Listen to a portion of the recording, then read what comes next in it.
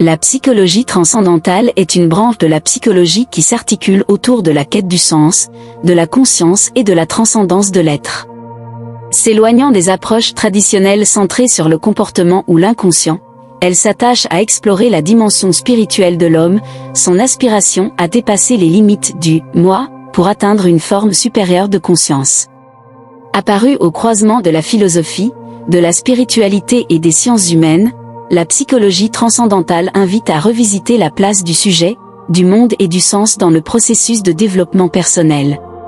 Cet article a pour vocation de présenter les origines, les fondements théoriques, les méthodes spécifiques, les enjeux thérapeutiques ainsi que les perspectives futures de cette discipline innovante. 1. Genèse et fondements théoriques de la psychologie transcendantale.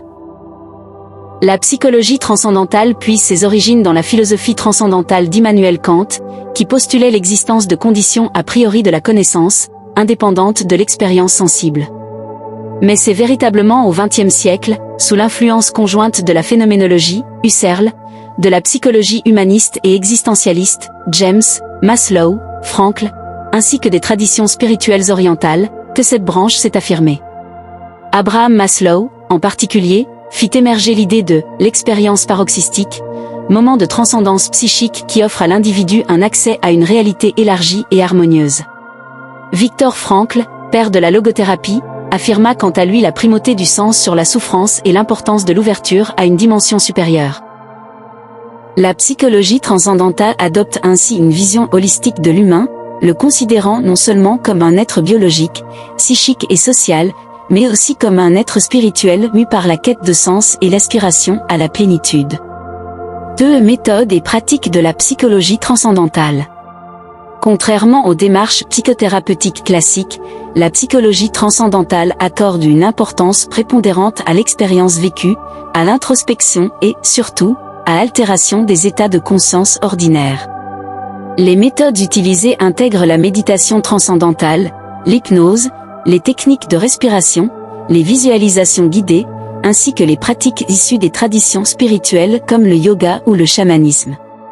Ces approches visent à désactiver le mental rationnel pour laisser émerger des perceptions inédites, favoriser la dissolution temporaire de l'ego, et permettre la reconnexion avec ce qui est perçu comme une source ultime, un soi profond ou une conscience universelle. Les patients sont encouragés à dépasser la simple résolution de problèmes psychologiques pour entreprendre un véritable chemin spirituel, de guérison et d'autotranscendance.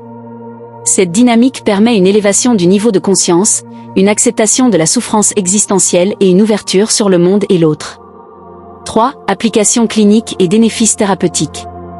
En clinique, la psychologie transcendantale s'adresse aussi bien à des personnes souffrant de troubles psychiques classiques, anxiété, dépression, stress post-traumatique, qu'à celles engagées dans la quête de sens ou confrontées aux grandes questions existentielles, deuil, perte, angoisse, crise spirituelle.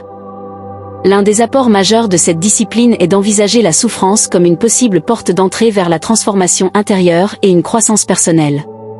À travers les techniques de pleine conscience et les expériences d'élargissement du cadre, le patient apprend à changer son rapport à la souffrance, à l'incertitude et à ses propres limites. Les études montrent que la pratique régulière de la méditation et des exercices d'introspection transcendantale favorise la résilience, diminue les troubles anxieux et améliore la qualité de vie. Par ailleurs, cette orientation thérapeutique valorise l'auto-questionnement, la créativité et une responsabilisation face à sa propre existence, ce qui contribue à restaurer l'autonomie et l'épanouissement personnel. 4. Critiques, limites et enjeux éthiques. Si la psychologie transcendantale soulève un engouement croissant, elle n'est pas exempte de critiques.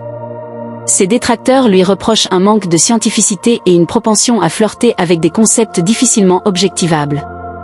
Le risque de dérive sectaire, d'instrumentalisation idéologique ou de manipulation psychique a également été souligné dans certains usages dévoyés.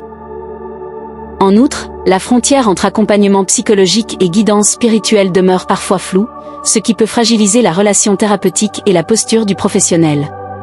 Pour pallier ces écueils, il importe de maintenir une éthique rigoureuse, de privilégier une supervision professionnelle et de favoriser l'interdisciplinarité.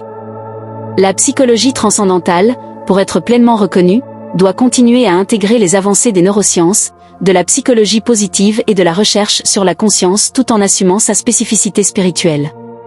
En conclusion, la psychologie transcendantale, bien qu'encore marginale dans la sphère universitaire, ouvre de nouvelles perspectives pour la compréhension de l'humain et l'accompagnement de la souffrance psychique et existentielle. Elle offre un cadre théorique et pratique pour explorer les profondeurs de la conscience, restaurer le lien au sens et aborder la spiritualité de façon laïque et intégrative. Dès lors, elle pose de nouveaux défis, articuler quête de sens et approche scientifique, garantir l'éthique des pratiques, et offrir des espaces de réflexion sur l'avenir de l'humain dans une société en mutation.